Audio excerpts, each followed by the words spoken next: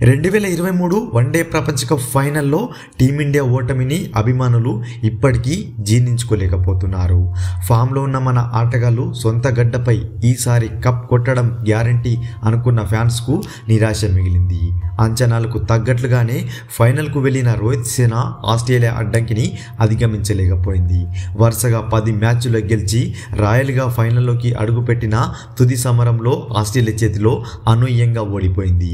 అహ్మదాబాద్ స్టేడియంలో జరిగిన ఈ మ్యాచ్లో ఆస్ట్రేలియా 6 వికెట్ల తేడాతో భారత్పై గెలిచి 6వ ప్రపంచ ఛాంపియన్గా అవతరించింది. అయితే 2023 వన్డే ప్రపంచ కప్ ఫైనల్ ఓటమిపై team India T20 captain Suryakumar Yadav revenge తీర్చుకునే ఆలోచనలో ఉన్నాడు. మంగళవారం T20 ప్రపంచ కప్ షెడ్యూల్ ఈవెంట్లో భాగంగా సూర్యకుమార్ యాదవ్కు ప్రపంచ కప్ ఫైనల్ ఎవరితో ఆడాలనుకుంటున్నారనే ప్రశ్న ఎదురైంది.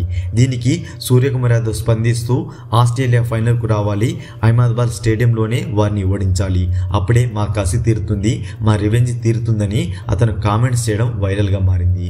మరి ఈసారి T20 ప్రపంచ కప్లో ఆస్ట్రేలియాను ఫైనల్లో ఓడించి భారత్ రివెంజ్ తీర్చుకుంటుందని మీరు అనుకుంటున్నారా?